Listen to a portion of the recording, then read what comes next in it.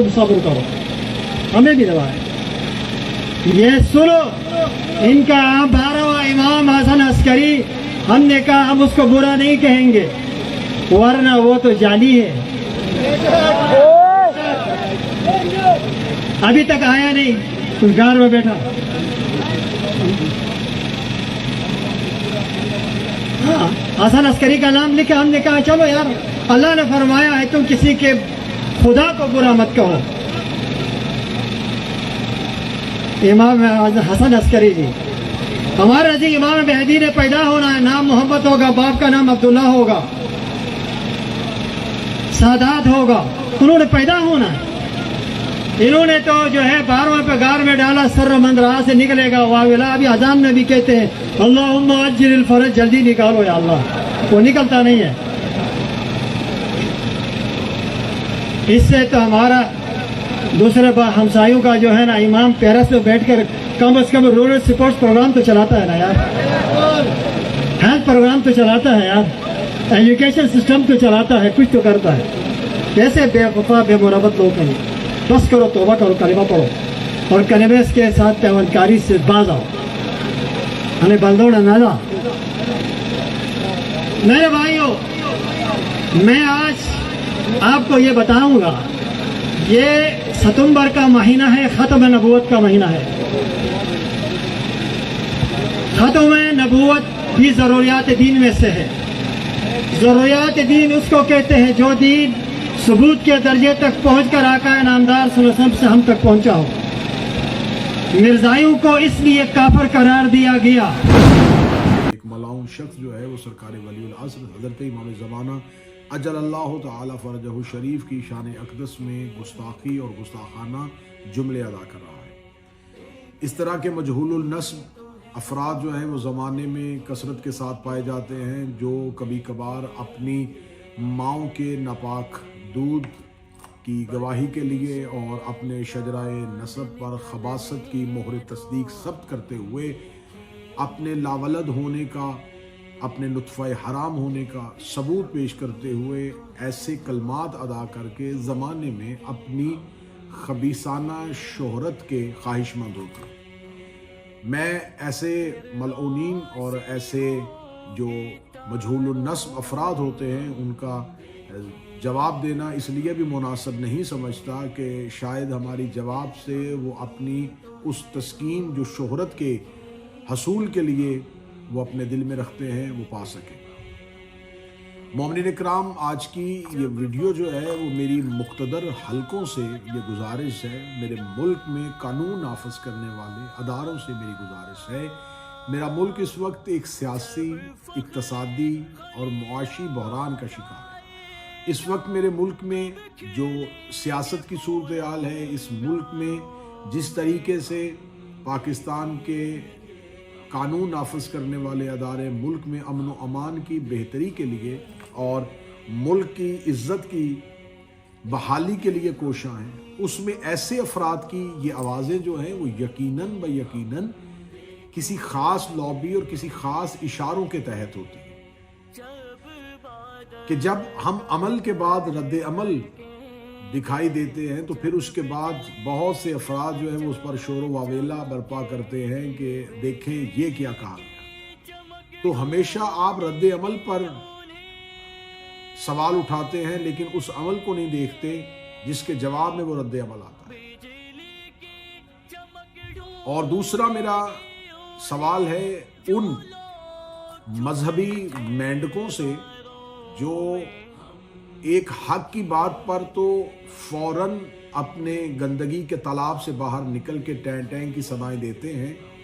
कहाँ है वो इब्तसाम अलाई, कहाँ है वो हशाम अलाई, कहाँ है वो मौलाना ताहर अशरफी, कहाँ है वो अशरफ जलाली, कहाँ है ये तमाम वो अफराद जिनको एक ही नारा जो है वो बुलंद करते हैं और वो बिल्कुल जंगे सफ़ीन पे नेज़ों पे कुरान उठाने के मुतरादफ नामूस सहाबा का नारा बुलंद करके सड़कों पे आकर एहतजाज करके टीवी स्क्रीन पे आकर और सोशल मीडिया पे आके अपनी मजहबी दुकान चमकाने की नाकाम कोशिश करते हैं। क्या उनको अहले बैत की इस तौहीन पर वो सरापा एहतजाज हुए? کیا انہوں نے کوئی سوال اٹھایا؟ وہ شخص دندناتا ہوا پھر رہا ہے، کیا وہ یہ ثابت کرنا چاہ رہا ہے کہ میرے پشت پناہ بڑے مضبوط ہیں؟ کیا وہ یہ ثابت کرنا چاہ رہا ہے کہ میرے ساتھ بہت سے طاقتور حلقے شامل ہیں؟ اگر یہ اس کے تمام سوالات جو ہیں اور اس کے تمام دعوے جو ہیں وہ غلط اور جھوٹ پر مبنی ہیں، تو میرے ملک کے قانون نافذ کرنے والے اداروں کو ایسے شخص کو لگام ڈالنی چاہیے۔ وہ اس آقا و مولا کی شان میں گستاخی کر رہا ہے جس کا نظریہ تمام شیعہ، تمام اہل سنت، بلکہ ادیان عالم بھی جس عقیدے پر متفق ہے۔ وہ اس مشترکات پہ بات کر رہا ہے، وہ نظریہ سرکار ولی العصر، نظریہ امام مہدی پر بات کر رہا ہے، جس پر تمام ادیان عالم کا اتفاق ہے کہ کوئی ایک مسیحا ہے جس کے انتظار پہ آج بھی کائنات رکی ہوئی ہے، جس پہ جگہ جگہ قرآن جس کی غیبت پر اپنی آیات بھیج رہا ہے۔ کیا اس شخص کو جس نے اپنی وضاحتی بیان میں یہ کہا ہے کہ مجھے اہل سنت کے امام مہدی سے نہیں، مجھے اس امام سے جو شیعوں کا امام ہے، تو امامت تو ہے ہی ہمارے پاس، آپ کو تو لفظ امام کہتے ہوئے شرم آنی چاہیے کہ آپ کے پاس تو امامت نہیں، آپ کے پاس تو خلافت ہے۔ میں اس شخص سے، اس کا نام لینا بھی میں توہین سمجھوں گا، میں اس شخص سے مخاطب ہوں کہ تمہارے ہاں تو امامت کا نظریہ ہی نہیں ہے، تمہارے ہاں تو امامت کا عقیدہ ہی نہیں ہے، تو پھر تم نے امام مہدی کی بات کیسے کر دی؟ کیا تمہیں امام کی غیبت پر سوالیہ نشان ہے تو تمہیں توحید کی غیبت اور ملائکہ کی غیبت اور جنت کے غائب ہونے پر یقین ہے؟